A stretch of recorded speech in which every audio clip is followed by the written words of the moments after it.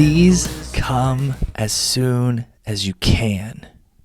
Welcome to This Day Devo. My name is Pastor Guy, and today we wrapped up 2 Timothy, reading chapter 4, verse 9 through 22.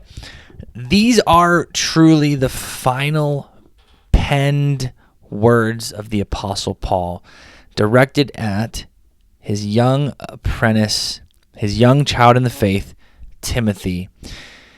Paul knows that this is the end of his life. He knows that he's saying goodbye. He knows that there are things that he wants to do. Paul's the one who wrote, "To live is Christ, to die is gain." But Paul knows that someday that will all come to a close and he'll enter into heaven.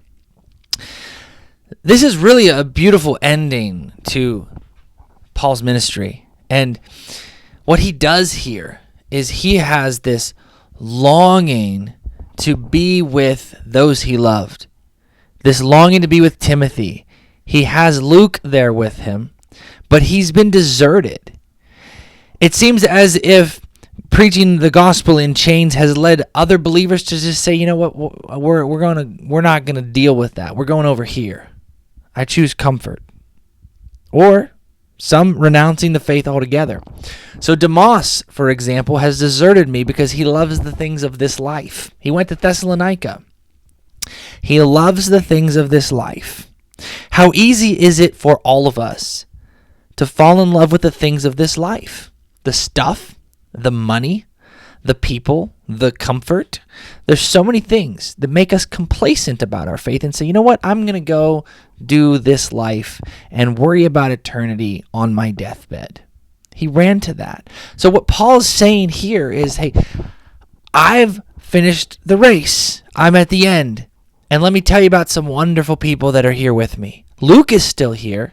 And hey, Timothy, when you come, and I pray that you will come, please come immediately as soon as you get this letter. And when you come, I want you to bring Mark with you, because Mark will be very helpful to me in my ministry. Do you remember Mark? Mark in the book of Acts had left Paul down, and Paul said, I don't want to do ministry with you, Mark. I can't. You've fallen out of favor with me. But Barnabas disagreed with Paul, and he took Mark under his wing, and they went and they did ministry together. Paul went on with Silas, but now here at the end of Paul's life, he sees that Mark is valuable to his ministry. Mark is the one who wrote. This is Mark who wrote, worked alongside Peter. Mark who wrote the Gospel of Mark. Mark was very important. Mark was a faithful servant, and Paul wants to let us know, hey, Mark's important to me. I love Mark. Bring me my books, bring me my papers, bring me my library, bring me these things that I need. And I want you to know you got to be careful, because there are people who are so strongly opposing this. We see the hardness towards the gospel beginning to form. The hostility is getting bad. The state is coming down on him, and he's staying faithful. And so he's warning Timothy and all others who are there. Listen. The Lord stood with me. He will stand with you. And I know that no matter what evil attacks come my way, I will safely be brought into the heavenly kingdom. And so shall you. All glory to the Father forever and ever. And so he has a longing as he's saying these final words, a longing to be with his friends who are faithful, a longing to continue in ministry.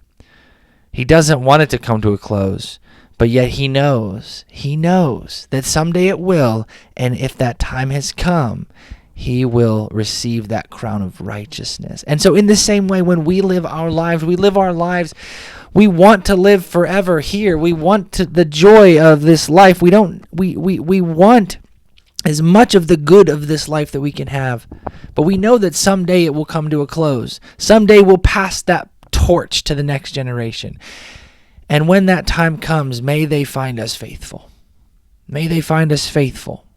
And they look to us and say, wow, look at the footsteps that they've left behind them. So too shall we live this way in this pursuit of righteousness. And so Timothy took that torch So are you taking that torch? Are you taking that torch? Because one day all of us will. One day all of us will come to the end of our lives.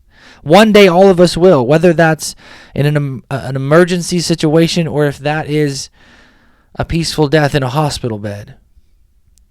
In that moment, will you be able to say, the Lord will take me safely into his heavenly kingdom because I will be found faithful?